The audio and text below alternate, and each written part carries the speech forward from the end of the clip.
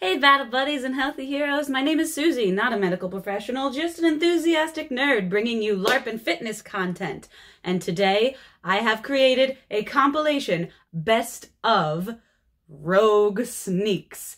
A rogue is a class at Alliance LARP. Rogues are very tricky. They are hard to hit because it's easy for them to get defensive skills like dodge or evade, and they swing really strong and have a lot of powerful skills that need to be landed from behind your enemy on their backs. As you will see, there are many different ways to be a successful rogue. You can sneak, you can sprint, you can creep, but getting behind the enemy in a way that surprises them is what we're focusing on here. These battles are chronological. I started at the beginning of the season and just combed through the footage to the end of the season, and whenever there was a sneaky rogue, I'd talk about how awesome they are. So please enjoy this best of compilation, Alliance New Hampshire 2022, The Rogue Sneaks.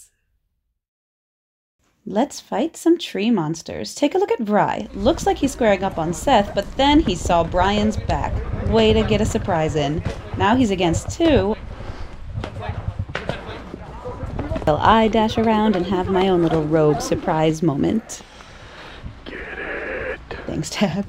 Now this one I might call a scout sweep, because it's more positioning work than surprise work, but in comes Bry with an actual surprise. Well done. This one, gotta give credit to the NPC. Seth got a really good rogue moment sneaking in on Dorn.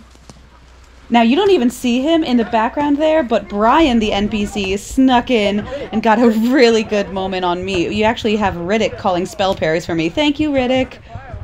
Here's another PC moment to shine. Azareth the elf sneaks around. It might have been a scout sweep, but I actually think he got the surprise off because that tree helped him. Now this is one of my favorite moments. There's a pretty big line fight, and I just get the right position and move with speed. You hear all those evades and dodge. Now they're squaring up on me because I got the surprise, but in runs Bry again.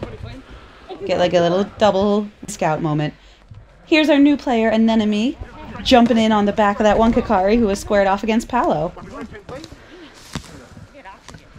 Yeah. So your backstabs are on all the time. Azareth is getting into position for another rogue moment. However, that Kikari was not surprised. However, I was already chasing down that Kikari. Now these Kikari are being pushed down a path surrounded by trees, which is perfect for those sneaky rogue jump opportunities. Those path fights make unique opportunities and challenges for rogue positioning. We had a brief run-in with some elemental monsters in more of a scattered fight than a line fight, so Riddick sneaks right off to the edge and then immediately circles back around using the tree for 1 second. A little risky, but that's what the dodge is for. We now see Paolo do some off-screen excellent positioning work.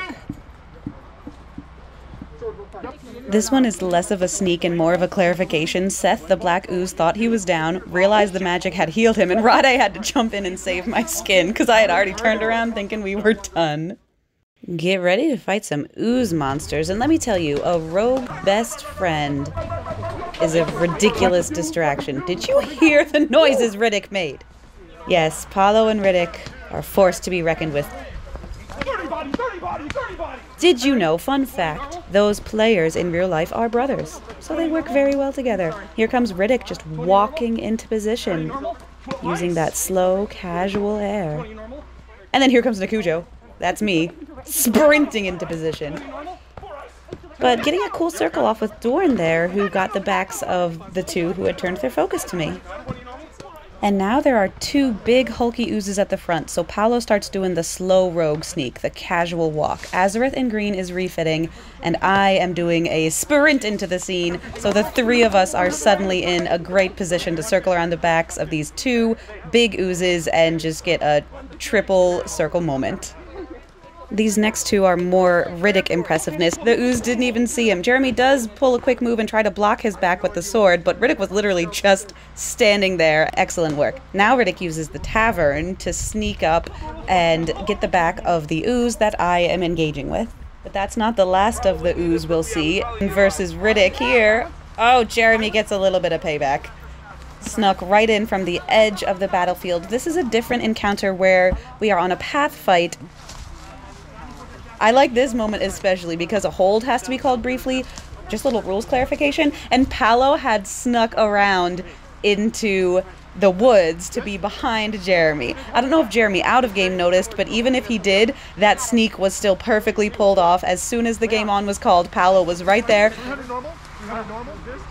and literally just pokes him in the back with giant rogue skills and makes his exit with a shield on the back strategy just in case. I come creeping in thinking maybe I'll take a turn back there in the woods, but I realize it's pretty tight. The Ooze is now pretty aware of what's going on, and we switch up our positioning, and then the archers do their jobs. Now you are about to see one of the coolest sneaks of all time. There's a couple minions, and there's Kikari Battles. What's he doing? He's pretending to be down. That is called possuming, the strategy of acting like you've been cut down because monsters of low or medium intelligence won't engage with you. That brown ooze is carrying an enemy away.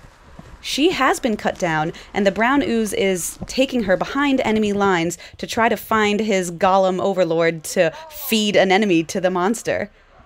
And Kikari Battles has to sneak. The NPC walking by with her hand on her head signifies that she's out of game. So as soon as he saw the coast was clear, he snuck up and casted some healing on an enemy and brought her back to safety. Now watch Joshua in the red there. Over here we have Rye engaging with a couple Ooze minions. Bella is one of our youngest NPCs. She had a minor moment of confusion. She gets back up. There he is. Joshua rogued right over. That was very funny. Now watch how smooth Rye is right here. Jeremy is playing a giant monster who can go gaseous. On a 3 count, he just fades away. But while he's fading, can still get that sneak in. He's not done messing with this guy. As soon as he tries to solidify him, you know, keep that positioning behind him, get a few more shots in. There are a lot of these guys around, and they get some good payback on Rye as well. I just want to watch this neat battle. There's a second sneaky NPC moment, and now they're all closing in, but Ryan is strategically moving back to get closer to allies, and this becomes more of a line fight after the sneaking is done. Now, can you find Riddick? Do you see him way back in the background there? Jeremy's taking on a lot of people. He's very distracted. Riddick just walks over. Okay, I don't even know where Chad came from, but that was an excellent sneak. He wrecked both me and Paolo. Rodeye being a good ally here. Gotta go refit after that rogue sneak. Got me. Later on in the season, we fought some Fey monsters, and here they are in a garden. That green NPC is a plant, and the 3 of us are lined up on him with an archer Tam supporting in the back. The tree is sort of stopping my ability to do a sweep to get into a better position, but in comes Quincy. Excellent rogue work. I mean, Quincy does some really impressive work in these next couple. You'll see Brandy NPCing a green monster, and here's Quincy circling around really wide on the left there. Watch his distance, watch his pacing. He closes in, he speeds up. You know, the strategy of when to move fast, when to close the distance, he did that really well right there. Now Quincy has to refit for a moment, and Brandy, the plant monster, just wanders past him. And so as soon as his armor's ready, he can get back up and sneak right in there. Thanks, Quincy. As soon as she turned around, I got to jump in. That was fun. Now, Brandy is still running around causing us problems here, and Quincy ends up toe-to-toe with her, which is not a rogue's favorite place to be. But take a look at that tree next to the tavern. Did you see me? I was sitting there really quiet and still, I think under a paranoia effect, but as soon as I saw that back, I sprinted in. And someone else got Quincy up, and we were good to go. Now one more time we're going to fight Brandy here, and Kikari Battles makes an excellent run-in surprise from the side there. I lunge over to prevent her from getting good positioning against the tavern, and just work on that circle positioning with Kikari Battles to cut her down. We now find ourselves in an enchanted Fey library where these Fey books are flying off the shelves and attacking us. Brian wanders in and gets the jump on Dorn, who is there at the front desk trying to solve the puzzle. Look at Cabby Boolin. It's more of a scout sweep than a rogue surprise, but just the way he takes his positioning. He's just a little far out and he circles around. Does really good rotation. Well done. Now watch me and Kate. We're kind of squared off here, not really engaging. I'm kind of far back, but she turns her back and I do a quick sprint in. The fast rogue. Got her back. And now get ready to see one of the best consequences of a rogue sneak on a line fight. Azareth creeps in. Kate responds to him really quickly, but opens herself up to Joshua, who swings stronger from behind as well. And now Azareth and Bri are doing some excellent circle work, scouting around that book, but he leaves himself open for the NPC Dustin to attack. Good thing he's got those rogue defensive skills too. Now what Azareth is doing here is more of a scout sweep for positioning. Frank sees him, but he didn't see me. I was just far enough away that I could do that little lunge sprint in for the surprise. Now let's watch more of Cabby Boolin's awesome positioning. He's kind of on his own out here, and there's two books. Kate doesn't notice him for a while, but as soon as she does, he turns his attention on Brian, with the awesome consequence of Brian turning his back to the line. So now Cabby Boolin squares off on Kate and pushes her back to get some archery support from Flora. Excellent positioning. Now this isn't exactly a sneak, but it is me using one of my favorite rogue skills, the surprise attack. I heard that 3 count. He was trying to come into the battlefield and I sprinted over there. If I can catch an enemy doing a 3 count, I can swing my rogue back attack damage from any position. It's awesome. Now I had another speedy rogue moment, but Tab didn't even see it, so please just listen.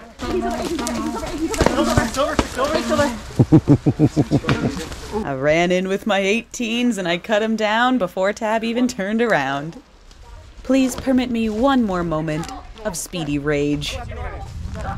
You don't have to circle too wide if you move fast enough. And here we have Dustin, creeping slow and quiet. This whole group of folks up at the front desk is really focused on the puzzle, solving this book issue. And Dustin is a big monster, so they called for help, and the whole team's coming up. You know what, Dustin? 2 can play at that game. Here comes Cabby Boolin, roguing around. Dustin saw him, however, but Frank didn't. So Dustin got to a different position, and then we got the back of Frank. Guess what? 3 can play at that game. Time for me to rogue around. He's got a whole group of rogues on him. Everyone's roguing Dustin now, and Nikujo's been really angry at these Fey creatures. She is monster slaying all of them. And in one of the last fights of the season, another Fey castle with a puzzle to solve. So the NPC gets a good sneak in. Erkun had left his back undefended in the hallway, and Frank the Fey monster crept right down. Gotta remember to protect those puzzle solvers with the shields. Good job giving him space to refit there. -5 pure damage. And there you have it, all the sneakiest moments from the 2022 season of the Cinderfel Campaign at Alliance New Hampshire. And just to be clear, not all of the players we talked about here are actually rogue class. There's no stat card requirement that you have to have in order to do these strategies. Anyone can find the right position on the battlefield and jump in with a good sneak. The owner of Alliance New Hampshire, Dustin, he once told me, rogue is not a skill, it's a mentality. To rogue is not a skill or a stat. Roguing is from the heart. Thanks for watching.